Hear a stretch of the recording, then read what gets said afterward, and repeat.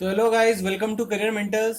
और आज हम स्टार्ट करेंगे lecture number 8 of chapter number 10 class 12th chemistry, जिसका नाम है haloalkanes and haloarenes. देखो, हमने पिछले वीडियोस में हमने SN1 SN2 के बारे में देखा था। साथ ही साथ हमने देखा था कि उनकी रिएक्टिविटी का क्या रिलेशन है। और जैसे कि मेरे से एक बच्चों ने प्रॉब्लम पूछी थी, तो एक प्रॉब्लम का मैं आपको पहले सोल्यूशन दे देता हूँ। जैसे मैंने आपको करवाया था पिछली क्लास में कि जो SN1 की जो रिएक्टिविटी है, ध्यान रखना, SN1 की जो रिएक्टिविटी है उसका ऑर्डर मैंने बताया था, आपको याद करो।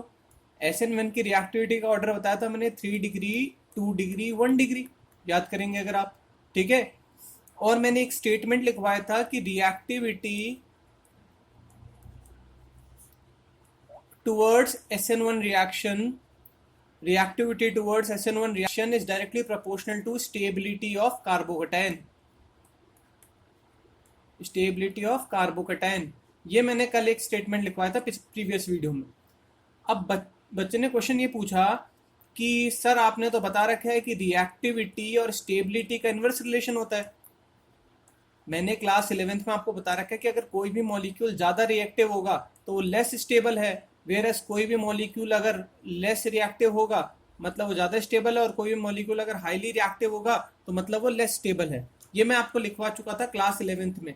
तो बच्चों ने पूछा कि सर ये ऐसा कैसे हो सकता है, ठीक है, कि रिएक्टिविटी और स्टेबिलिटी का तो इन्वर्स रिलेशन होता है, वेरस आपने ऊपर लिखवाया था पिछले वाली क्लास में रिएक्टिविटी और स्टेबिलिटी का डायरेक्ट रिलेशन। तो बच्चों, अगर सच बात बताऊँ मैं आपको कि ये रिएक्टिविटी और स्टेबिलिटी का रिलेशन डायरेक्टली क्यों है, इसका अगर मैं आपको रीजन समझाऊंगा तो आपको सब क्लियर हो जाएगा। अब देखिए रीजन क्या है। देखो, आप याद करो SN1 रिएक्शन में हो क्या रहा था। SN1 रिएक्शन 2 स्टेप्स में हो रही थी, अगर आपको याद हो। पहले स्टेप क्या था? पहले स्टेप था स्टेबिलिटी ऑफ पहले स्टेप था फॉर्मेशन ऑफ कार्बोकैटायन। पहला स्टेप था फॉर्मेशन ऑफ कार्बोकैटायन। सिमिलरली दूसरा स्टेप अगर आपको याद हो तो क्या होता? Attack of nucleophile on carbocation, nucleophilic attack. अब मेरी बात समझने की कोशिश करो कि अगर कार्बोकैटायन बनेगा, जैसे मैं आपको एक एग्जांपल समझाता हूं। अगर 1 डिग्री लिया, 2 डिग्री लिया, 3 डिग्री लिया, और तीनों में हमने SN1 रिएक्शन परफॉर्म कराने की कोशिश की, और मान लो तीनों में हमने, जैसे मान लो ये तो 1 डिग्री के भी हमने 100 मॉलिक्यूल्स लिए, 2 डिग्री के भी 100 मॉलिक्यूल्स लिए, और 3 डिग्री के भी 100 मॉलिक्यूल्स लिए। यहां तक बात क्लियर है? अब अगर ये पहली स्टेप के साथ जाएगा, फर्स्ट स्टेप के साथ जैसे हम जाएंगे, तो फर्स्ट स्टेप क्या बोलता है? Formation of carbocation. अब मेरे को बताओ, कार्बोकैटायन तो बन जाएगा, बट कौन सा कार्बोकैटायन ज्यादा देर तक होल्ड करेगा, मतलब सरवाइव करेगा? 3 डिग्री, क्योंकि 3 डिग्री स्टेबल है। तो मान लो हमने 100 के कार्बोकैटायन बनाए, तो अगर क्योंकि 3 डिग्री स्टेबल है तो अगर उसके 100 का मतलब, जैसे मान लो हमने टर्शियरी एल्काइड 3 डिग्री एल्काइलाइड लिए, कितने? 100। बात समझ में आ रही है? अब उसको हमने क्या किया? तोड़ा, तो कार्बोकैटायन कितने बनेंगे? 100। बट क्योंकि ये कार्बोकैटायन इसके स्टेबल हैं 3 डिग्री के, तो ये 100 के 100 क्या करेंगे? रिटेन करेंगे। बात समझ में आ रही है? वेरस इसके भी 100 कार्बोकैटायन बने, बट क्योंकि लेस स्टेबल है तो इसके कितने रिटेन करेंगे? इसके 60 रिटेन करेंगे फॉर एग्जांपल। और ये सबसे लीस्ट स्टेबल है तो इसके जो 100 कार्बोकैटायन है, तो बताओ इसमें कितने रिटेन करेंगे? हार्डली 20 करेंगे। बात समझ में आ रही है? 3 डिग्री क्योंकि हाईली स्टेबल कार्बोकैटायन है, तो उसके 100 के 100 कार्बोकैटायन 3 डिग्री के फॉर्म में एग्जिस्ट करेंगे और स्टेबलाइज रहेंगे, क्योंकि आपको पता है स्टेबल कार्बोकैटायन होता है। बात समझ में आ रही है? अब हम स्टेप 2 की तरफ जब जाएंगे, तो स्टेप 2 में हम क्या दिखते हैं? न्यूक्लियोफाइल जो कि नेगेटिव चार्ज होता है वो अटैक करता है कार्बोकैटायन में। अब अगर इस पर अटैक करेगा तो बताओ कितने प्रोडक्ट बनेंगे? 20 प्रोडक्ट बनेंगे। इस पर अटैक करेगा तो बताओ कितने प्रोडक्ट बनेंगे? 60 प्रोडक्ट बनेंगे। और इस पर अटैक करेगा तो बताओ कितने प्रोडक्ट बनेंगे? 100 प्रोडक्ट बनेंगे। अब मेरे को बताओ कौन सा कंपाउंड जल्दी बना, ज्यादा बना, मेजर बना? 3 डिग्री वाला। इसी वजह से ध्यान रखना, जो हमने पिछला देखा था क्या, कि जो रिएक्टिविटी टुवर्ड्स SN1 रिएक्शन है वो किस पे डिपेंड कर रहा है? स्टेबिलिटी ऑफ कार्बोकैटायन पे। इसका मतलब जितना स्टेबल कार्बोकैटायन होगा उतना ज्यादा वो प्रोडक्ट देगा, उतना हाईली रिएक्टिव होगा, फटाफट प्रोडक्ट देने को खुश होगा। यहाँ तक बात क्लियर है? ये हमने पिछली क्लास में सब देख लिया था, अगर आपको याद हो तो। और हमने SN1 और SN2 के बारे में भी देख लिया था कि SN1 SN2 क्या कहता है। चलिए, अब हमारी नोटबुक में आपको एक एग्जाम्पल मिलेगा, एक नोट क्वेश्चन मिलेगा, उस क्वेश्चन से हम चालू करते हैं।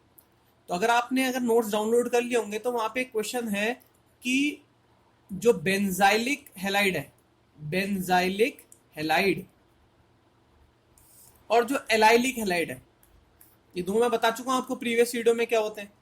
तो जो बेंजाइलिक हेलाइड है और एलाइलिक हेलाइड जो है, अब पहले हम देखते हैं कैसे हैं। 1 डिग्री होते हैं, 2 डिग्री होते हैं, 3 डिग्री होते हैं। तो देखो बेंजाइल क्या होता है, याद करो। बेंजाइल CH2Cl, ये हो गया बेंजाइलिक। और एलाइलिक क्या हो बताओ, CH2CH CH2Cl। अब ये अगर आप देखोगे तो कितने डिग्री है बताओ, कितने डिग्री है वाला, ये वाला आपका 1 डिग्री कार्बोकेटाइन है, मतलब 1 डिग्री हेलाइड है। और ये वाला बताओ कितने डिग्री, ये वाला भी 1 डिग्री हेलाइड है। अब क्योंकि ये 1 डिग्री हेलाइड है तो मेरे को बताओ कौन सी रिएक्शन शो करनी चाहिए, SN1 या SN2। मेरे को बताओ 1 डिग्री कौन से शो करते हैं, मेरे को बताओ 3 डिग्री कौन शो करते थे, 3 डिग्री शो करते थे कौन से, SN1। और 1 डिग्री वाले कौन शो करते थे, कौन प्रेफरेबली शो करते थे, SN2। तो मेरे को बताओ ये कौन शो करना चाहिए, ये वाली रिएक्शन कौन शो करना चाहिए, ये वाली रिएक्शन शो करना चाहिए कौन, SN2 करना चाहिए। बात समझ में आ रही है मैं क्या कहना चाह रहा हूँ, ये वाली रिएक्शन SN2 शो करना चाहिए। क्योंकि आप देखोगे, एक बार मैं वापस बना देता हूँ, क्योंकि आप देखोगे कि बेंजाइलिक हेलाइड जो है और एलाइलिक हेलाइड जो है, ये दोनों आपके स्क्रीन पे जो दिख रहे हैं, ये दोनों के दोनों क्या है, अगर आप ध्यान देखो तो ये भी 1 डिग्री है और ये भी 1 डिग्री है। ये बात क्लियर हो रही है मेरी क्या कहना चाह रहा हूँ। तो क्योंकि दोनों ही 1 डिग्री है तो ये कौन सी रिएक्शन प्रेफर करना चाहिए, SN2 रिएक्शन प्रेफर करना चाहिए। बट क्वेश्चन ये है, यही तो एक्सेप्शन है, but they show SN1 reaction. अब बोला ये गया कि है तो 1 डिग्री बट ये SN1 रिएक्शन शो करते हैं। अब इसका रीजन बताओ। अब देखो ये हमेशा ऐसा, जब भी कोई क्वेश्चन आए कि शो करना चाहिए SN2 और करते हैं SN1, तो इसका देखो सिंपल सा आंसर होता है। सिंपल सा आंसर क्या होता है, देखो SN2 शो करना चाहिए था बट कर कौन सा रहा, SN1। तो इसका मतलब क्या है, वो SN1 को प्रेफर कर रहा है एक तरह से।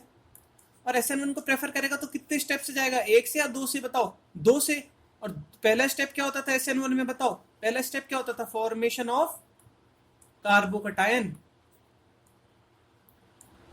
तो इसका सीधा सीधा सा मतलब ये होता है कि अगर कोई भी रिएक्शन SN2 दिख रही है कि हमें SN2 शो करनी चाहिए बट वो करती कौन सी, SN1, तो इसका सीधा सीधा सा मतलब ये होगा कि अगर वो SN1 को प्रेफर कर रही है, दैट मीन्स कि उसका कार्बोकटाइन कैसा होगा, स्टेबल होगा। बात समझ में आ रही है मैं क्या बोलना चाह रहा हूँ, उसका कार्बोकटाइन क्या होगा, स्टेबल होगा। सीधा सा आंसर होगा और कुछ नहीं होगा, तभी तो SN1 शो करेगा। तो स्टेबल कार्बोकटाइन होगा, इसी वजह से SN1 रिएक्शन शो कर रहा होगा। तो लेट्स सी, देखते हैं हमारे एग्जांपल्स में क्या था। देखो ये हमारे पास बेंजाइलिक हेलाइड। अब अगर इसमें से पहला स्टेप होगा तो क्या होगा, पोलर प्रोटिक सॉल्वेंट में क्या होगा, CH2 पॉजिटिव और Cl नेगेटिव, ये हुआ। और ये बताओ स्टेबलाइज किससे होगा, ये स्टेबलाइज होगा रेजोनेंस से। ये कार्बोकटाइन का स्टेबलाइज कैसे होगा, रेजोनेंस से। अब ये रेजोनेंस कैसे होगा अगर मैं आपको बताना चाहूं तो ये मिथाइल जैसा रेजोनेंस होता था वैसे ही होगा। मैं आपको बताता हूँ रेजोनेंस से कैसे स्टेबलाइज होगा। ये पॉजिटिव चार्ज रेजोनेंस से कैसे स्टेबलाइज होगा, देखो ध्यान से। देखो पॉजिटिव चार्ज है तो क्या है, इलेक्ट्रॉन तो है नहीं कि नीचे गिर जाए, तो ये क्या होगा, ऊपर उठेगा। ये पता है ना आपको क्या होगा, मैं पूरे स्ट्रक्चर बना के दिखा रहा हूँ आपको, बाकी आपके नोट्स में आपको मिल जाएंगे। और अब क्या होगा, इस पॉजिटिव चार्ज को कवर अप करने के लिए कौन सा आएगा, ये डबल बॉन्ड आएगा। देखो ऑर्गेनिक में बच्चा सबसे इंपॉर्टेंट बात है आपके बेसिक्स। अगर आपके बेसिक स्ट्रांग है तो मैं आपको गारंटी दे रहा हूँ आपको सब समझ में आएगा। बट अगर बेसिक्स वीक है तो देखो ध्यान रखना बहुत गड़बड़ होगी। बट कोई बात नहीं, अपना काम है आगे बढ़ाने का। तो देखो फटाफट क्या हो रहा है, क्या ये होगा पूरा हिसाब किताब, समझ में आ रहा है। और लास्ट बताओ, लास्ट क्या होगा बताओ, सोच के बताओ लास्ट क्या होगा, ये वाला बॉन्ड यहाँ उतरेगा, क्या बनेगा, यहाँ, यहाँ और यहाँ। अब पॉजिटिव चार्ज पूरा का पूरा क्या हो चुका है, चारों तरफ पूरी रिंग में क्या हो चुका है, फैल चुका है। तो मेरे को तो पॉजिटिव चार्ज अब कम हो चुका है, ज्यादा हो चुका है, कम हो चुका है। अब क्योंकि पॉजिटिव चार्ज कम हो चुका है, मैं पूरा हाइड्रेट बना के बताता हूँ। क्योंकि पॉजिटिव चार्ज पूरा कम हो चुका है, इस वजह से क्या होगा, ये कार्बोकटाइन कैसा होगा, मोर स्टेबल होगा, लेस स्टेबल होगा। बेटा पॉजिटिव चार्ज जो उसकी परेशानी थी वो क्या हो चुकी है, चारों तरफ बढ़ चुकी है।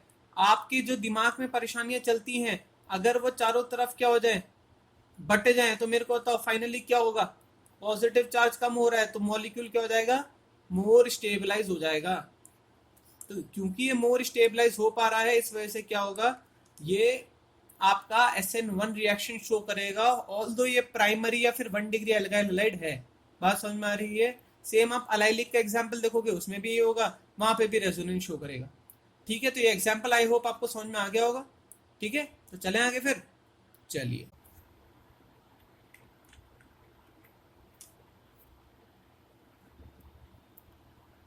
तो चलो हम स्टार्ट करते हैं stereochemical aspect of nucleophilic reaction. Stereochemical aspect of nucleophilic reaction. अब बच्चों, स्टीरियोकेमिकल एस्पेक्ट होते क्या हैं? तो देखो, स्टीरियोकेमिकल एस्पेक्ट अभी हमें बहुत इंपॉर्टेंट रोल प्ले करेंगे। इनके बिना एसएन रिएक्शंस को समझना बहुत मुश्किल है। असली में स्टीरियोकेमिस्ट्री होती वो केमिस्ट्री की वो ब्रांच है, स्टीरियोकेमिस्ट्री केमिस्ट्री की वो ब्रांच है, स्टीरियोकेमिस्ट्री केमिस्ट्री की वो ब्रांच है जहां पे हम जो मॉलिक्यूल्स हैं, जो कंपाउंड्स हैं, उनका 3D ओरिएंटेशन के बारे में पढ़ते हैं। हम मॉलिक्यूल्स या कंपाउंड्स के बच्चों 3D ओरिएंटेशन के बारे में पढ़ते हैं। मतलब वो 3D ओरिएंटेशन या 3D प्लेन में कैसे एग्जिस्ट करते हैं, उनका 3D एग्जिस्टेंस कैसा है, वो हम किस में पढ़ते हैं? स्टीरियो केमिस्ट्री में पढ़ते हैं। और उस स्टीरियो केमिस्ट्री को पढ़ने के लिए हमें क्या करना पड़ेगा? सबसे पहले हमें देखना पड़ेगा जो इंपॉर्टेंट कीवर्ड्स हैं, फिर इंपॉर्टेंट टर्म्स हैं जो स्टीरियो केमिस्ट्री में हमें पता होने चाहिए। तो जो सबसे पहला जो कीवर्ड है, हम कीवर्ड के बारे में डिस्कस करेंगे। जो सबसे पहला कीवर्ड है वो हमारे पास प्लेन पोलराइज लाइट है। जो सबसे पहला कीवर्ड है वो क्या हमारे पास? Plane polarise light. Plane polarise light, इसी को हम क्या बोलते हैं बच्चों? प्लेन पोलराइज लाइट को बच्चों हम क्या बोलते हैं? PPL। प्लेन पोलराइज लाइट को हम क्या बोलते हैं शॉर्ट फॉर्म में? PPL। अब ये बनती कैसे, पहले तो हम ये देखते हैं। तो इसको देखते हैं, इसको बनने का तरीका। तो देखो, सबसे पहले आपको पता होना चाहिए कि इसके लिए हम क्या करते हैं। पहले हम एक विजिबल लाइट मतलब जानते हैं ना बच्चों, नॉर्मल लाइट। जो व्हाइट लाइट होती है उसी को हम विजिबल लाइट कहते हैं। इस विजिबल लाइट को हम पास करेंगे एक प्रिज्म से। एक नॉर्मल प्रिज्म से हम क्या करेंगे? विजिबल लाइट को पास करेंगे। और आप लोग जानते ही हो, जब भी हम किसी विजिबल लाइट को पास करते हैं किससे? प्रिज्म से, तो प्रिज्म क्या करता है? उसको 7 कलर्स में स्प्लिट कर देता है। और वो कलर्स क्या क्या होते हैं? विबग्योर, जिन कलर्स की वेवलेंथ अलग अलग होती है। यहां तक बात क्लियर है? इन कलर्स की वेवलेंथ अलग अलग होती है। ठीक है, हाँ। अब होता क्या, देखो ये 7 कलरों से मिलके बनी है कौन? Visible light. इसलिए विजिबल लाइट का एक और नाम होता है जो होता है polychromatic light. Polychromatic light. Poly word का मतलब होता है मैनी, और क्रोम वर्ड का मतलब होता है क्या बच्चों? कलर। तो पॉलीक्रोमेटिक लाइट व्हाइट लाइट को क्यों कहते हैं? क्योंकि इसमें बहुत सारे कलर्स होते हैं। ठीक है, कॉम्बिनेशन ऑफ 7 कलर्स। वेयरएस, अब आप ये बोल सकते, वेयरएस जो ये इंडिविजुअल लाइट्स हैं, इन कलर इंडिविजुअल जो कलर्स है, इनको हम क्या बोलते हैं? इनको हम कहते हैं मोनोक्रोमेटिक लाइट। इनको हम क्या बोलते हैं बच्चों? Monochromatic light. अब इनको मोनोक्रोमेटिक लाइट क्यों बोलते हैं? क्योंकि इसमें सिर्फ कितना कलर है? सिंगल कलर है। मतलब हम ब्रीफिंग में ये बोल सकते हैं कि पॉलीक्रोमैटिक लाइट से हमने क्या किया? 7 मोनोक्रोमैटिक लाइट्स ऑब्टेन करी। बात समझ में आ रही है? एक पॉलीक्रोमैटिक व्हाइट लाइट से हमने कितने कलर्स ऑब्टेन किए? 7 मोनोक्रोमैटिक लाइट ऑब्टेन किए। ठीक है, तो पहला स्टेप समझ में आ गया। अभी तक PPL बना नहीं है। पहले स्टेप में हमने क्या किया? हमने एक विजिबल लाइट को पास किया प्रिज्म से, जिसमें वो 7 कलर में स्प्लिट हुआ, और उस एक कलर को हमने पिक किया।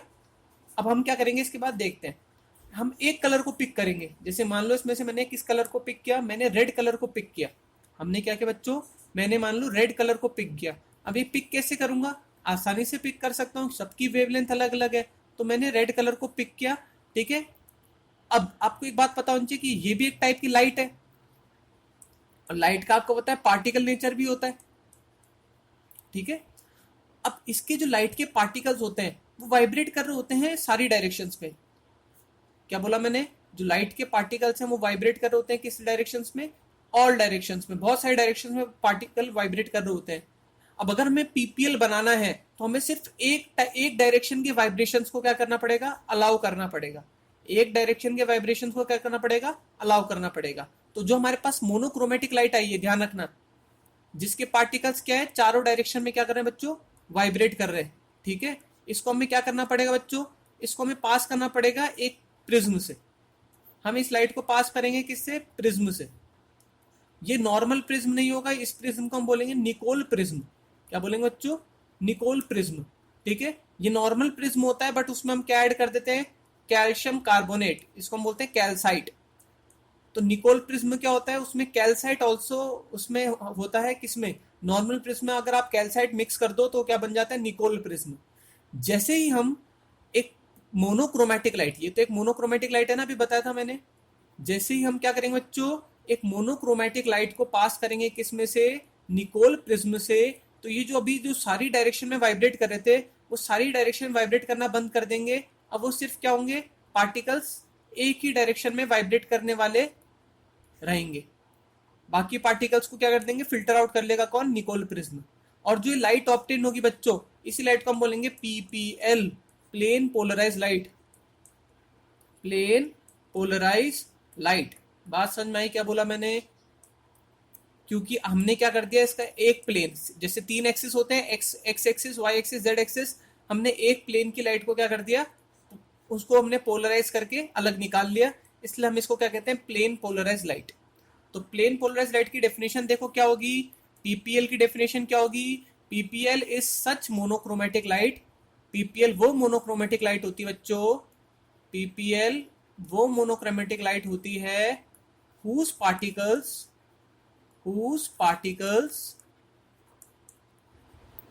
vibrate only in one plane। I hope आपको डेफिनेशन समझ में आ रही होगी। तो पीपीएल कौन सी मोनोक्रोमेटिक लाइट है? जिससे हमने क्या, जिसके पार्टिकल सिर्फ किस डायरेक्शन में? सिर्फ एक प्लेन में क्या करेंगे? वाइब्रेट करेंगे। यहाँ तक बात क्लियर है? पीपीएल समझ में आया आपको? एक बार मैं पीपीएल का वापस ब्रीफिंग कर देता हूँ। पीपीएल कैसे बनाएंगे? पहले हमने क्या किया? विजिबल लाइट को पास किया किसम से? नॉर्मल प्रिज्म से पास किया, तो हमारे पास क्या मिली? 7 मोनोक्रोमेटिक लाइट। उनमें से हमने किसी भी एक मोनोक्रोमेटिक लाइट को पकड़ा और उसको पास किया किसमें से? निकोल प्रिज्म से। और निकोल प्रिज्म से पास किया तो बच्चों क्या हुआ? जो ये जो सारी डायरेक्शन में वाइब्रेट कर रही थी, ये वाली जो पार्ट लाइट थी, वो किसमें कर रही थी? वाइब्रेट कर रही थी। Vibrate in all direction. जो सारी डायरेक्शन में वाइब्रेट कर रही थी, अब क्या होगा बच्चों? अब वो जो मोनोक्रोमेटिक लाइट निकलेगी, वो किस डायरेक्शन में वाइब्रेट करेगी? सिर्फ एक ही प्लेन पे वाइब्रेट करेगी। और इसी लाइट को हम क्या बोलेंगे? PPL, plane polarise light. मतलब अब सिर्फ उसका जो प्लेन हो गया, उसका जो मोनोक्रोमेटिक लाइट है, जिसका जो वाइब्रेशन हो गया सिर्फ वो एक ही प्लेन तक सीमित होगा, तो उन लाइट को हम क्या बोलेंगे बच्चों? Plane polarise light. तो प्लेन पोलराइज लाइट समझ में आ गया, पहला आपको इंपॉर्टेंट फैक्ट समझ में आ गया। ठीक है, अब आगे की बात सुनना, बहुत इंपॉर्टेंट है। अगर अब मैंने एक प्लेन पोलराइज लाइट को लिया और उसको पास किया किससे? एक ट्यूब से। ध्यान से सुनना, एक ट्यूब से पास किया। इस ट्यूब को हम कहते हैं पोलैरीमीटर ट्यूब। क्या कहते हैं बच्चों? इस ट्यूब को हम कहते हैं पोलैरीमीटर ट्यूब। और इसमें कुछ सब्सटेंस भरा हुआ है। क्या बोला मैंने? इसमें कुछ एक सब्सटेंस भरा हुआ है। ठीक है, फॉर एग्जाम्पल मैंने सब्सटेंस बोल दिया, सब्सटेंस एक्स भरा है इस ट्यूब में। ठीक है, ठीक है। और अब सुनो मेरी बात, अब हमने क्या किया? इस पीपीएल को पास किया इस पर्टिकुलर ट्यूब में से, जिसमें कौन भरा हुआ है? एक्स सब्सटेंस भरा हुआ है। अब दो पॉसिबिलिटी हो सकती है। पॉसिबिलिटी नंबर 1 कि जो ये लाइट आपने पीपीएल सीधी की सीधी भेजी है, ये वापस रिटर्न में कैसे पहुंचे? यहाँ पे सीधी पहुंचे। पहला समझ में आ गया क्या हो गया? कि जैसे आप ये सीधी लाइट लेके गए थे और ये आगे जाके ट्यूब से भी पास हो, तो कैसे निकले? सीधी ही निकले। तो ये तो क्या होगी? एक तो ये पॉसिबिलिटी हो सकती है, पॉसिबिलिटी नंबर 1। और बच्चों पॉसिबिलिटी नंबर 2 क्या हो सकती है बताओ? पॉसिबिलिटी नंबर 2 क्या हो सकती है बच्चों? कि लाइट जो पीपीएल आपने पोलैरीमीटर ट्यूब से पास करी है, या तो ये क्या हो जाए? अपने एक्सिस के राइट हैंड डायरेक्शन में, क्लॉकवाइज डायरेक्शन में मूव कर जाए, या फिर क्या करे, ये अपने ऐसी जा रही थी और ये कैसे मूव कर जाए? एंटी क्लॉकवाइज मूव कर जाए। बात समझ में आ रही है? मतलब ये जो सीधी जा रही थी, ये सीधी सी या तो क्लॉकवाइज रोटेट कर ले या फिर एंटी क्लॉकवाइज रोटेट कर दे। दोनों पॉसिबिलिटी समझ में आ गई? या तो पहली पॉसिबिलिटी क्या होगी बच्चों? पहली पॉसिबिलिटी ये होगी कि जो पीपीएल गई है वो सीधी की सीधी निकल जाए। जैसे मैं समझाऊं, जैसे मान लो ये पीपीएल भेजा मैंने, ये पीपीएल मैंने भेजा इस ट्यूब से, इसको बोलते हैं हम क्या? Polarimeter tube. पहली पॉसिबिलिटी तो क्या है? पॉसिबिलिटी नंबर 1, जो इसमें सब्सटेंस भरा है एक्स। या तो ऐसा हो सकता है कि पॉसिबिलिटी नंबर 1 में क्या हो सकता है कि सीधी भेजी थी और फाइनली कैसी आई, मिली भी कैसे अपने को? सीधी। सीधी भेजी थी और मिली भी कैसी, सीधी। या तो ये पॉसिबिलिटी हो सकती है, या बच्चों बताओ पॉसिबिलिटी नंबर 2 क्या हो सकती है, सोच के बताओ। या तो मैंने मतलब भेजी तो मैंने ऐसी, और जब वो पोलैरिमीटर ट्यूब से पास करी वो लाइट जिसमें क्या सब्सटेंस भरा हुआ है, एक्स, तो क्या हो गई, या तो वो जैसे मान लो पहले कैसे थी, पहले थी वो कैसे, ऐसे। अब या तो वो क्या हो गई, या तो वो राइट हैंड साइड रोटेट कर गई, होनी सीधी चेत, या तो राइट हैंड साइड रोटेट कर गई, और होनी थी ऐसी, या फिर रोटेट किस तरफ कर गई, anti clockwise left hand side rotate कर दी। बात समझ में आई। अगर वो राइट हैंड साइड रोटेट करेगी तो राइट हैंड साइड या फिर क्लॉकवाइज रोटेट करेगी, तो उस टाइप की जो पोलराइज लाइट है उसको हम क्या बोलेंगे, उस टाइप के रोटेशन को क्या बोलेंगे बच्चों, हम उसको हम बोलेंगे डेक्स्ट्रो रोटेशन। सुनना मेरी बात, बहुत इंपॉर्टेंट है, डेक्स्ट्रो रोटेशन या डेक्स्ट्रो। और लेफ्ट हैंड साइड रोटेट करी तो उसको हम क्या बोलेंगे बच्चों, लेवो रोटेशन या फिर लेवो। एल फॉर लेफ्ट और एल फॉर लेवो। लेवो के लिए जो सिंबल आता है वो आता है माइनस, और डेक्स्ट्रो के लिए आता है सिंबल प्लस। क्या क्या बोल दिया मैंने, देखो फैक्ट्स का देखो बम्बार्डमेंट हो रहा है खोपड़े पे। सुनो वापस से मेरी बात, अगर वापस सुनो, अगर पीपीएल पास करी किसी पोलैरिमीटर ट्यूब से, और पोलैरिमीटर ट्यूब ने क्या कर दिया, इसको घुमा दिया, तो दो तरह से घुमकड़ी हो सकती है। या तो घुमकड़ी क्या होगी, ऐसी होगी, मतलब होनी सीधी चेती बट हुई कौन सी साइड में, क्लॉकवाइज साइड में। या फिर क्या होगी, और ऐसी होगी, होनी सीधी चेती बट हुई कैसे, लेफ्ट हैंड साइड में। तो जो राइट हैंड साइड में जब भी अरेंजमेंट तैयार होगा, जब रोटेशन होगा, तो उस रोटेशन को हम क्या बोलेंगे, राइट हैंड साइड वाले को डेक्स्ट्रो रोटेशन, और लेफ्ट हैंड साइड वालों को क्या बोलेंगे, लेवो रोटेशन। यहां तक बात क्लियर है। एल फॉर लेफ्ट तो levo, R for right, D for dextro. कोई लॉजिक नहीं लगेगा, बस आप ध्यान रखना एल फॉर लेवो याद रखना, ठीक है। ये कौन सा रोटेशन होगा, लेफ्ट। लेफ्ट मतलब एंटी क्लॉकवाइज, और वो वाला कहां पे होगा, वो होगा राइट। राइट मतलब बच्चों क्लॉकवाइज। इतने फैक्ट्स याद हो रहे हैं, याद कर रहे हैं बच्चों इसको, ठीक है। डेक्स्ट्रो राइट में घूमेगा क्लॉकवाइज, लेवो लेफ्ट में घूमेगा एंटी क्लॉकवाइज, ठीक है। लेफ्ट में सिंबल आएगा नेगेटिव, डेक्स्ट्रो में सिंबल आएगा पॉजिटिव, ठीक है। यहां तक बात क्लियर है। पहला फैक्ट क्लियर हो गया, पीपीएल क्लियर हो गया। अब आएगा दूसरा फैक्ट। तो पहला पीपीएल आपका क्लियर हो चुका है, दूसरा फैक्ट आएगा। दूसरा फैक्ट का नाम है optical active substance. Optical active substance, optical active substance. अब ये कौन से सब्सटेंस होते हैं, ऑप्टिकल एक्टिव सब्सटेंस। और इसी का जो इसी को और एक और नाम है, और ऑप्टिकल एक्टिविटी। और ऑप्टिकल एक्टिविटी देखो सब इंटरलिंक्ड है, पहला समझ में आ गया तो आपको सारे समझ में आ जाएंगे। ऑप्टिकल एक्टिव सब्सटेंस और ऑप्टिकल एक्टिविटी। अब समझो बात बच्चों, आ जाते हैं पीछे, आ जाते हैं वापस बच्चों। हमने क्या देखा था, यहाँ दो पॉसिबिलिटी देखी थी। पॉसिबिलिटी नंबर 1 क्या देखी थी बच्चों, हमने पॉसिबिलिटी नंबर 1 देखी थी कि अगर हमने पीपीएल पास किया पोलैरिमीटर ट्यूब से, जिसमें कौन सा पदार्थ भरा है, जिसमें क्या भरा है, एक्स भरा है, तो या तो क्या करेगा वो उसको सीधा ही भेज देगा या फिर उसको घुमा देगा, ठीक है। तो जो सब्सटेंस था, वो जो एक्स सब्सटेंस था जो किसके अंदर भरा हुआ था, पोलैरिमीटर ट्यूब के अंदर भरा हुआ था। जो एक्स सब्सटेंस जो पोलैरिमीटर ट्यूब के अंदर भरा हुआ था, अगर ध्यान से सुनना, अगर ये सब्सटेंस पीपीएल को रोटेट करने की क्षमता रखता है, क्या बोला बच्चों मैंने, अगर ये एक्स सब्सटेंस पीपीएल को रोटेट करने की क्षमता रखता है, तो इस सब्सटेंस को हम क्या बोलेंगे, optically active substance. Optically active substance. और अगर ये पीपीएल को रोटेट नहीं करा पाता है, मतलब डेक्स्ट्रो या लेवो नहीं बना पाता है, तो ये क्या कहलाएगा बच्चों, ये कहलाएगा ऑप्टिकली इनएक्टिव सब्सटेंस। सब फैक्ट है बच्चों, याद करना पड़ेगा बट समझते हुए चलो। ऑप्टिकली इनएक्टिव सब्सटेंस, ठीक है। तो जो कंपाउंड है, ऐसे कंपाउंड जो रोटेट करा दे, compounds which rotate plane of PPL, जो प्लेन ऑफ पीपीएल को रोटेट कराने की क्षमता रखते हैं, ठीक है। When it is pass through, कहां से पास करेंगे, कौन सी ट्यूब से पास करेंगे, when it is passed through polarimeter tube, through their solutions. तो ये कौन से होंगे आपके, क्या होंगे, ऑप्टिकली एक्टिव सब्सटेंस होंगे। ठीक है, तो ऑप्टिकली एक्टिव सब्सटेंस की डेफिनेशन क्या हो गई, जो किसको रोटेट करा सकता है, पीपीएल को रोटेट करवा सकता है। अगर पीपीएल उसके अंदर से गुजरे और अगर पीपीएल को रोटेट कराने की क्षमता रखता है वो सब्सटेंस, तो सब्सटेंस कैसा कहलाएगा बच्चों, वो सब्सटेंस कहलाएगा ऑप्टिकली एक्टिव सब्सटेंस। यहाँ तक बात क्लियर है। और इसी फिनोमिना को हम क्या बोलते हैं, इसी फिनोमिना को हम बोलते हैं optical activity. Optical activity, so simple, so simple. दूसरा फैक्ट आपका क्लियर हो गया। अब हम आते हैं तीसरे फैक्ट पे। हाँ, इसमें ऑप्टिकली एक्टिव मैंने देखो 2-3 चीजें पहले बता दी है, वो मैं आपको वापस रिपीट कर देता हूँ क्योंकि आपके नोट्स में लिखा हुआ है। अगर मान लो कोई ऑप्टिकली एक्टिव सब्सटेंस होगा, अगर कोई भी ऑप्टिकली एक्टिव सब्सटेंस होगा, तो मेरे को बताओ वो 2 रोटेशन करा सकता है। पॉसिबिलिटी है 2 रोटेशन कराने की। या तो कैसा रोटेशन होगा, या तो क्लॉकवाइज रोटेशन होगा, या फिर कैसा होगा, या फिर एंटी क्लॉकवाइज रोटेशन होगा। क्लॉकवाइज मतलब कहाँ की तरफ होगा, क्लॉक कैसे चलती है, राइट की तरफ, तो राइट की तरफ होगा। राइट की तरफ रोटेशन होगा तो उस कंपाउंड को कैसा रोटेशन की दर्जे में रखेंगे, वो रखेंगे डेक्स्ट्रो रोटेशन।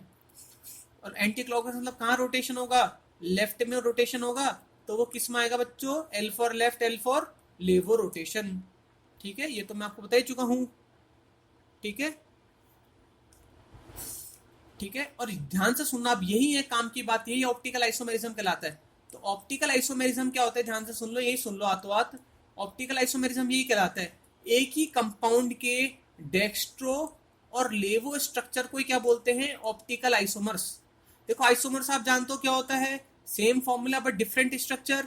तो ऑप्टिकल आइसोमर में क्या होगा, सिर्फ फर्क किसका होगा, फॉर्मूला सेम होगा, सिर्फ उनकी स्ट्रक्चर का डिफरेंस होगा। अगर कोई कंपाउंड लेफ्ट का रोटेशन होगा और कोई कंपाउंड राइट का रोटेशन होगा, तो इन दोनों का जो आइसोमर्स होंगे, ये दोनों क्या कहलाएंगे, आइसोमर्स। अभी लेफ्ट और राइट का मतलब क्या मैं आपको समझाऊंगा बच्चों, बट ये आइसोमर्स कहलाएंगे। और इस टाइप के आइसोमेरिज्म को हम क्या बोलेंगे बच्चों, ऑप्टिकली आइसोमेरिज्म या ऑप्टिकल आइसोमेरिज्म। ये आगे जाके वापस आएगा। चलो पहले तो हम तीसरा फैक्ट देख लेते हैं।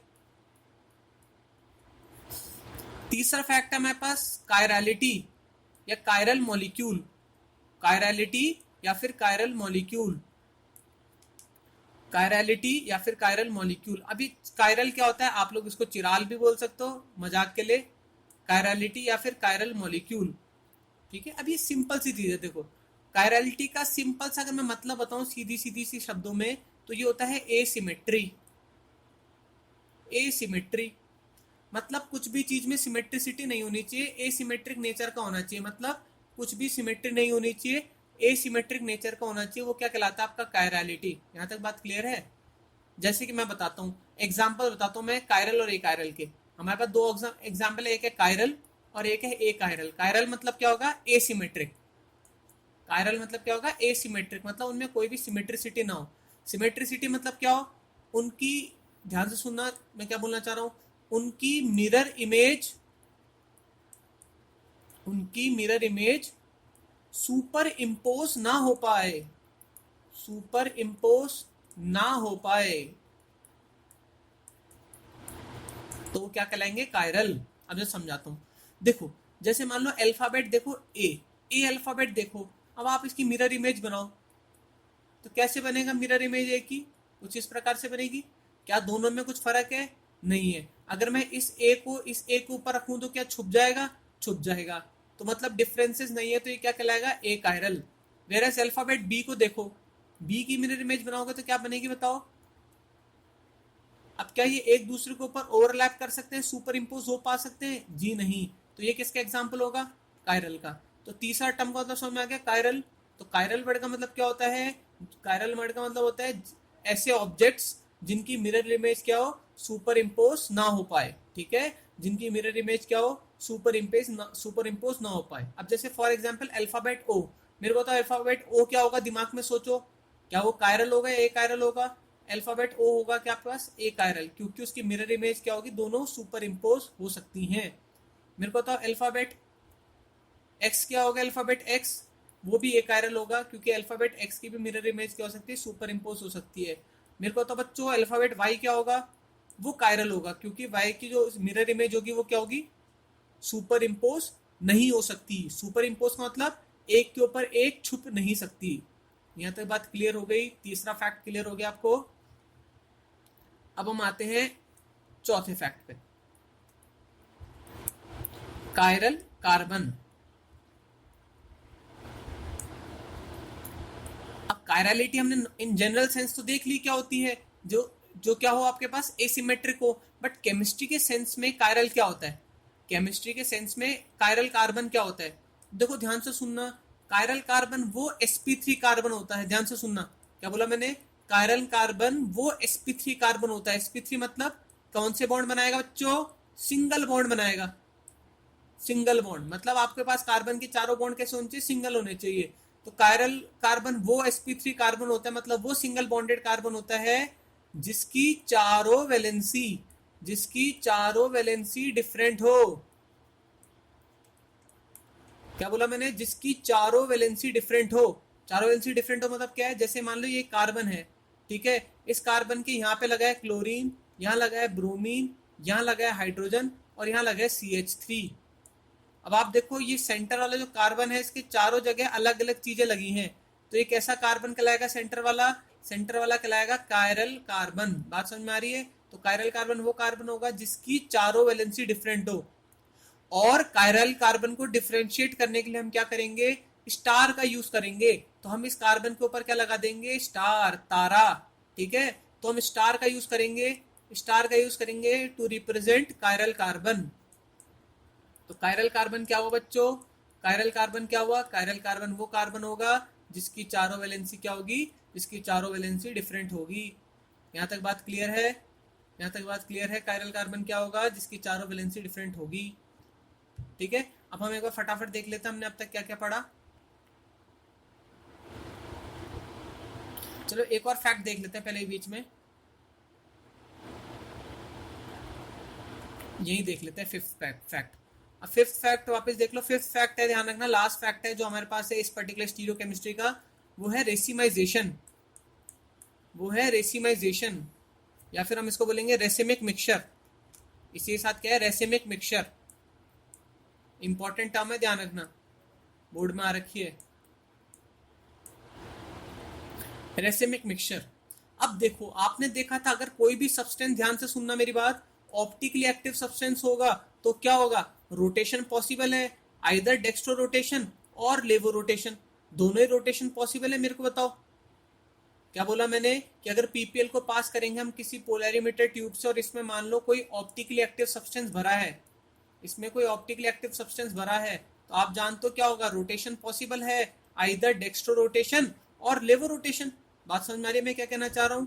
अब आपको क्या, अगर मान लो आप कहीं से ऐसा जुगाड़ बिठा लो, जुगाड़ सुनना क्या है, आप कहीं से ऐसा कोई जुगाड़ बना दो, ऐसा कोई मिक्सचर बना दो जिसमें क्या करो, आप उस मॉलिक्यूल के, जिसका भी आप क्या कर रहे हो, जिस भी लाइट का जिस भी मतलब आपके पास जो मॉलिक्यूल है, आप क्या करो उसका 50% तो आप डेक्स्ट्रो रोटेशन वाली लाइट कैप्चर कर लो, मतलब 50% तो आप क्या कर लो, डेक्स्ट्रो रोटेशन करवा लो, और 50% आप वो मिक्सचर मिलाओ जिसमें क्या हो जाए, लेवो रोटेशन हो। बात समझ में आ रही है, मतलब आपने क्या हुआ, जैसे मान लो सब्सटेंस रखा और इस सब्सटेंस ने क्या करा, मान लो डेक्स्ट्रो रोटेशन करवाया, तो 50% तो आपने वो निकाल लिया, मतलब आपने क्या किया, मान लो 100 तो आपने कौन से रोटेशन वाले निकाल लिए, डेक्स्ट्रो रोटेशन वाले मॉलिक्यूल्स निकाल लिए, इस सब्सटेंस के 100 मॉलिक्यूल्स निकाल लिए। और मान लो आपने दूसरा सब्सटेंस भरा जिसने क्या कर दिया, लेवो रोटेशन करा दिया, और आपने उसके भी कितने मॉलिक्यूल्स निकाल लिए, 100 मॉलिक्यूल्स निकाल दिए। अब आपने इन दोनों के 50-50% को क्या कर दिया बच्चों, मिक्स कर दिया। क्या कर दिया, मिक्स कर दिया आपने। तो दोनों का 50-50% मतलब दोनों को बराबर मात्रा में आपने जब मिक्स किया, अब ध्यान से सुना मेरी बात, जो फाइनल मिक्सचर बनेगा क्या वो ऑप्टिकली एक्टिव होगा या नहीं होगा, सोच के बताओ मेरे को, क्या क्या मैंने वापस समझ में आया क्या आपको या नहीं आया। आपने क्या किया, मान लो इसमें सब्सटेंस भरा था एक्स, ठीक है, उसने मान लो इस लाइट को करा दिया डेक्स्ट्रो रोटेशन, उस लाइट का क्या करा दिया, डेक्स्ट्रो रोटेशन करा दिया। आपने इसके कितने, एक कटोरी में 50 मॉलिक्यूल्स ले लिए, फिर आपने इस सॉल्यूशन भरा इसमें मान लो वाई, उसने मान लो इस लाइट का करा दिया लेवो रोटेशन, उसके आपने कितने मॉलिक्यूल्स भर लिए, 50 मॉलिक्यूल्स भर लिए। अब इन दोनों के 50-50 मॉलिक्यूल्स को मिला दिया और एक मिक्सचर बना दिया।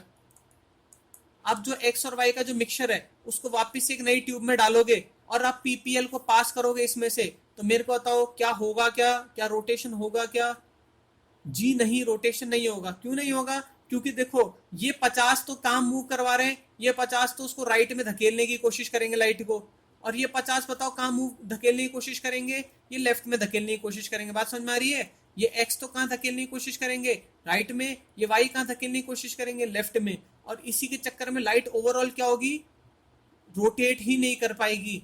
तो मेरे को बताओ अब ये ऑप्टिकली एक्टिव हो गया सॉल्यूशन या इनएक्टिव हो गया? तो अब ये क्या हो चुका है, ऑप्टिकली इनएक्टिव हो गया है। तो ऐसे सब्सटेंसेस को हम क्या बोलते हैं बच्चों, ऐसे सब्सटेंस को हम क्या बोलते हैं, रेसिमिक मिक्सचर। तो रेसिमिक मिक्सचर क्या होता है बच्चों, रेसिमिक मिक्सचर वो मिक्सचर होता है जिसमें 50% डेक्स्ट्रो मिला हुआ होता है और 50% लेवो मिला होता है।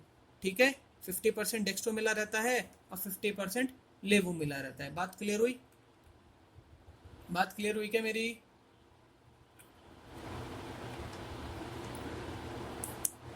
एक सेकेंड।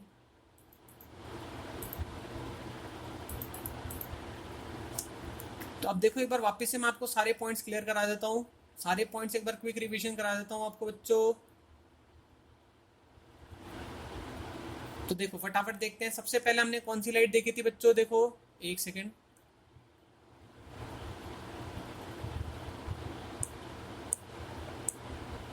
तो सबसे पहले हमने कौन सी देखी थी बच्चों, पीपीएल, प्लेन पोलराइज लाइट देखी थी। ठीक है, सबसे पहले हमने कौन सी लाइट देखी थी, सबसे पहले हमने देखी थी प्लेन पोलराइज लाइट। तो हमने सबसे पहले प्लेन पोलराइज लाइट देखी थी। तो प्लेन पोलराइज लाइट क्या होती थी बच्चों, एक बार वापस याद करो। तो ये बनती कैसे थे, एक बार वापस देख लेते हैं। हमने क्या किया, विजिबल लाइट को पास किया किस में से, प्रिज्म से पास किया, और क्या बनी आपके पास, मोनोक्रोमेटिक लाइट्स का जनरेशन हुआ। बात समझ में आया? तो एक पॉलीक्रोमेटिक लाइट कितने मोनोक्रोमेटिक लाइट में डिवाइड हो गई, 7 मोनोक्रोमेटिक लाइट में डिवाइड हो गई। यहाँ तक क्लियर है? उसमें से हमने एक मोनोक्रोमेटिक लाइट को लिया और अपन ने ये नोटिस किया कि उसके पार्टिकल्स क्या हो रहे हैं, वाइब्रेट कर रहे हैं सारी डायरेक्शन में, वाइब्रेट इन ऑल डायरेक्शंस। तो हमने क्या किया, उस लाइट को पास किया इस बार नए प्रिज्म से। इसका नाम कौन सा प्रिज्म था, इसका नाम था निकोल प्रिज्म। तो हमने निकोल प्रिज्म से क्या किया, पास किया किसको, मोनोक्रोमेटिक लाइट को। मोनोक्रोमेटिक लाइट को पास किया किससे, निकोल प्रिज्म से। ठीक है, ये बात समझ में आ रही है आपको? तो हमारे पास कौन सी लाइट बन गई, हमारे पास पीपीएल बनने का फॉर्मेशन हुआ, पीपीएल का फॉर्मेशन हुआ, प्लेन पोलराइज लाइट। तो पहला फैक्ट क्लियर हो गया। ठीक है, पहला फैक्ट क्लियर हो गया आपका। चलो फिर दूसरा फैक्ट हम देखते हैं। क्या दूसरा फैक्ट हमने क्या देखा था कि अगर हम जब पीपीएल को पास करेंगे किससे, पोलैरीमीटर ट्यूब से, तो दो पॉसिबिलिटी हो सकती है। दो पॉसिबिलिटी हो सकती है, या तो वो पोलैरीमीटर ट्यूब जिसके अंदर क्या सब्सटेंस भरा हुआ है, अब इस सब्सटेंस को हम क्या बोलेंगे, अगर वो उसको रोटेट करवा दे तो सब्सटेंस का नाम क्या होगा, सब्सटेंस का नाम होगा ऑप्टिकली एक्टिव सब्सटेंस। तो ऑप्टिकली एक्टिव सब्सटेंस कौन से सब्सटेंस होते हैं, जो पीपीएल को लेफ्ट या राइट में रोटेट कराने की क्षमता रखते हैं। और ये वाला सब्सटेंस जो उसको रोटेट नहीं करा पाएगा, ये क्या होगा, ऑप्टिकली इनएक्टिव सब्सटेंस। बात समझ में आ रही है, ऑप्टिकली इनएक्टिव सब्सटेंस। और जो लेफ्ट और राइट जो रोटेशन होता है उसको हम क्या बोलते हैं, अगर लेफ्ट साइड रोटेशन होगा तो उसको हम क्या बोलेंगे बेटा, रेवो रोटेशन। और अगर राइट साइड रोटेशन होगा बच्चों तो उसको हम क्या बोलेंगे बच्चों, उसको हम बोलेंगे डेक्स्ट्रो रोटेशन। यहाँ तक बात क्लियर है? चले आगे। अब हम आते हैं ऑप्टिकली एक्टिव सब्सटेंस क्या होते हैं। तो ऐसे सब्सटेंस जो पीपीएल को रोटेट कराने की हिम्मत रखते हैं वो क्या कहलाते हैं, ऑप्टिकली एक्टिव सब्सटेंस। और जो उसको रोटेट नहीं करा पाते वो क्या होते हैं बच्चों, ऑप्टिकली इनएक्टिव सब्सटेंस। चले आगे। चलो, और हमने देखा तो ऑप्टिकली एक्टिव सब्सटेंस दो प्रकार के होंगे, अगर राइट साइड रोटेशन कराएंगे तो डेक्स्ट्रो, लेफ्ट साइड रोटेशन कराएंगे तो लेवो। ठीक है, यहाँ तक बात क्लियर है? अब हमारे पास आगे एक आगे हमारे पास कायरल मॉलिक्यूल। तो कायरल मॉलिक्यूल हमने देखा था क्या होता है, कायरल आपको पता है क्या होता है, कायरलिटी एक तरह से क्या होती है, एसिमेट्री होती है। तो ये आपको एग्जांपल दिख रहे हैं कायरल के बी और वाई, जिनकी मिरर इमेज क्या है, नॉन सुपर इम्पोजिबल, मतलब एक दूसरे के ऊपर नहीं बैठ सकती, नॉन सुपर इम्पोजिबल। और ये क्या हो गया आपका, एक कायरल हो गया क्योंकि ये क्या है, सुपर इम्पोजिबल है। अब यहाँ कायरल कार्बन आ गया। कायरल कार्बन क्या होता है, वो sp3 कार्बन, वो sp3 कार्बन जिसकी चारों वैलेंसी क्या हो, डिफरेंट हो। जैसे कि ये वाला कार्बन, इसके एक तरफ H है, एक तरफ Br है, एक तरफ Cl और एक तरफ CH3 है। तो ये आपका हो गया कायरल कार्बन। यहाँ तक बात क्लियर है मेरी? ठीक है, और इसको रिप्रेजेंट करने के लिए हमने क्या किया था, स्टार। अब देखो फटाफट, अब हमने पढ़ा था एक पांचवा रेसिमिक मिक्सचर। अब रेसिमिक मिक्सचर एक बार वापस देख लेते हैं। रेसिमिक मिक्सचर शायद से आपके गड़बड़ हो गई होगी। तो रेसिमिक मिक्सचर समझ लो एक बार वापस, अगर कुछ गड़बड़ हो रही है तो आपको, देखो कुछ नहीं है, बहुत ही सिंपल है। आपने क्या हुआ, पीपीएल को पास किया किस में से, पहले एक ट्यूब में से। इस ट्यूब को हम क्या बोलते हैं, पोलैरिमीटर ट्यूब। ये एक नॉर्मल ट्यूब है, बस इसके अंदर जो सब्सटेंस है वो है काम का। ठीक है, मान लो मैंने इसमें एक ऑप्टिकली एक्टिव सब्सटेंस भरा एक्स। ऑप्टिकली एक्टिव मतलब जो इसको रोटेट करा पाएगा। अब इसने क्या कर दिया, इसको कहाँ रोटेट कर दिया, एक्स ने क्या कर दिया, इस पीपीएल को रोटेट कर दिया लेफ्ट हैंड साइड में। मतलब कौन सा रोटेशन करवा दिया, राइट हैंड साइड में करा दिया। मतलब कौन सा रोटेशन हो गया बच्चों, डेक्स्ट्रो रोटेशन हो गया। ठीक है, अब मैंने एक्स सब्सटेंस के कितने मॉलिक्यूल्स ले लिए, 50 मॉलिक्यूल्स कलेक्ट कर लिए। बात समझ में आई। सेम दूसरा एक्सपेरिमेंट कराया मैंने, पीपीएल को पास किया पोलैरिमीटर ट्यूब से। इसमें ने अब भरा सब्सटेंस वाई, और अब मैंने पोलैरिमीटर ट्यूब में से पास किया, तो अब इस वाई सब्सटेंस ने क्या करा, इस लाइट को रोटेट करवा दी। प्रॉपर्टी होती है ना सब्सटेंस की, इसने लेफ्ट में रोटेट करवा दिया। तो इस टाइप के रोटेशन को क्या बोलेंगे, लेवो रोटेशन। अब इस वाई के मैंने कितने मॉलिक्यूल्स रख लिए, 50 मॉलिक्यूल रख लिए। हाँ, ये जितने एंगल पे रोटेट कराता है इसको बोलते हैं एंगल ऑफ रोटेशन। बहुत ही सिंपल सा वर्ड है, इसलिए मैंने बताया नहीं। इसका एंगल ऑफ रोटेशन ये होगा, इसका एंगल ऑफ रोटेशन ये होगा। ठीक है, अब आपको क्या करना है, अब आपको क्या करना है, आपको एक मिक्सचर बनाना है। एक मिक्सचर बनाना है, उस मिक्सचर में क्या होगा, 50-50%। मतलब आपने 50 मॉलिक्यूल्स एक्स के लिए और 50 मॉलिक्यूल्स वाई के लिए। और इस मिक्सचर को, एक्स प्लस वाई के मिक्सचर में से हमने क्या किया, अगर पास किया, क्या पीपीएल को पास किया, तो मेरे को तो अब क्या, ये पीपीएल रोटेट होगी या नहीं होगी। अब पीपीएल रोटेट नहीं होगी, क्यों नहीं होगी, क्योंकि ये एक्स तो कहाँ रोटेट करवा रहा है, डेक्स्ट्रो की तरफ 50, और ये लेवो कहाँ रोटेट करा रहा है, लेफ्ट हैंड साइड। तो एक्स रोटेट करवा रहा है डेक्स्ट्रो, वाई रोटेट करा रहा है लेवो। तो फाइनली लाइट का कुछ होगा नहीं होगा, वैसी की वैसी ही रहेगी। बात समझ में आ रही है क्या मेरी। तो इसलिए ऐसे टाइप के मिक्सचर्स को, इनका जो मिक्सचर बना, इस मिक्सचर को हम क्या बोलते हैं, रेसिमिक मिक्सचर। तो रेसिमिक मिक्सचर क्या होता है, रेसिमिक मिक्सचर वो मिक्सचर होता है जिसमें 50% डेक्स्ट्रो कंपाउंड होता है और 50% लेवो कंपाउंड होता है। यहाँ तक बात क्लियर है। अब बस एक लास्ट फैक्टर पढ़ लो, लास्ट एक और फैक्ट पढ़ लो, वो है इनैंशियोमर्स। इनैंशियोमर्स या इनैंशियोमेरिज्म। अब बच्चों इनैंशियोमर्स होता क्या, पहले तो ये समझ लेते हैं। बहुत ही सिंपल है, बहुत ही सिंपल है। आपने देखा कि जो कायरल कार्बन जब भी होता है उसमें इमेज कैसी होती है, नॉन सुपर इम्पोजिबल। कोई कंपाउंड अगर कायरल कंपाउंड है तो उसकी जो इमेज होगी या उसका जो एक दूसरे के ऊपर रखोगे तो नॉन सुपर इम्पोजिबल होंगे। बस अगर वो नॉन सुपर इम्पोजिबल होंगे तो मेरे को बताओ वो ऑप्टिकली एक्टिव होगा, इनएक्टिव होगा, वो होगा ऑप्टिकली एक्टिव। जैसा अभी हमने देखा था, ऑप्टिकली एक्टिव होगा मतलब रोटेट कर सकता है। ठीक है, रोटेट कराने के लिए इंपॉर्टेंट कंडीशन क्या है, वो क्या होना चाहिए, वो होना चाहिए कायरल होना चाहिए। ठीक है, और इसी फिनोमिना को हम क्या बोलते हैं, इनैंशियोमेरिज्म। मैंने बताया था ना, ऑप्टिकल आइसोमर समझाया था आपको। मैं आपको एक बार वापस समझाता हूँ। जैसे मान लो ये सी, ये CH3, ये C2H5, ये Br और ये H। मान लो ये सेंटर वाला कार्बन कायरल है। अब अगर मान लो इसकी मैं मिरर इमेज बनाऊं, चारों वैलेंसी डिफरेंट है, कायरल कार्बन है, मिरर इमेज क्या बनेगी मेरे को बताओ, Br H CH3 C2H5। अब मेरे को बताओ इन दोनों में, इन दोनों मॉलिक्यूल में फर्क किसका है, सिर्फ रोटेशन का ही तो फर्क है और कुछ फर्क थोड़ी ना बच्चों। इन दोनों मॉलिक्यूल्स में सिर्फ रोटेशन का फर्क है, तो ये क्या कहलाएंगे, ये दोनों कहलाएंगे isomers. Same formula but different rotation, सिर्फ रोटेशन का फर्क है, बाकी फॉर्मूला तो बिल्कुल सेम है। तो ये दोनों क्या कहलाएंगे एक दूसरे के, इनैंशियोमर्स। क्या कहलाएंगे एक दूसरे के, इनैंशियोमर्स। और इस फिनोमेना को क्या बोलेंगे बच्चों, इनैंशियोमेरिज्म। तो इनैंशियोमेरिज्म कुछ नहीं होता है, इनैंशियोमेरिज्म सिर्फ ऑप्टिकली आइसोमेरिज्म को ही हम क्या कहते हैं, एक तरह से इनडायरेक्टली इनैंशियोमर्स कहते हैं। थोड़ा थोड़ा समझ में आया। तो जो ऑप्टिकल आइसोमर्स था, मतलब आपने मिरर इमेज क्रिएट की, सिर्फ रोटेट कर दिया आपने। तो अगर मैंने इसको मान लो मैंने इसको डेक्स्ट्रो मान लिया, तो ये क्या कहलाएगा, ये लेवो कहलाएगा, क्योंकि कंप्लीटली रिवर्स हो गया। जब भी हम डेक्स्ट्रो की मिरर इमेज बनाएंगे तो हम उसको क्या बोल देंगे, लेवो बोल देंगे। ठीक है, वैसे असली मैंने डेक्स्ट्रो लेवो बताया था कि जो रोटेशन का राइट हैंड साइड होगा उसको हम क्या बोलेंगे, डेक्स्ट्रो, और इसको अगर लेफ्ट हैंड साइड रोटेट करेंगे तो क्या होगा, लेवो। बट अगर डेक्स्ट्रो को अगर मैं मान लो, खुद सोचो, इसकी मिरर इमेज बनाऊंगा डेक्स्ट्रो की, तो क्या बनेगा मेरे को बताओ, लेवो ही तो बनेगा। बात समझ में आ रही है मैं क्या कहना चाह रहा हूँ, बात समझ में आ रही है। अगर मैं डेक्स्ट्रो की, मान लो डेक्स्ट्रो क्या होता है बताओ, मान लो ये लाइट ऐसी आनी चाहिए थी, बट ये लाइट कैसे आई, ऐसा ही, ये क्या कहलाएगा, डेक्स्ट्रो। मान लो मैंने इसको डेक्स्ट्रो मान लिया, तो इसकी अगर मैं मिरर इमेज बनाऊंगा क्या बनेगी बताओ?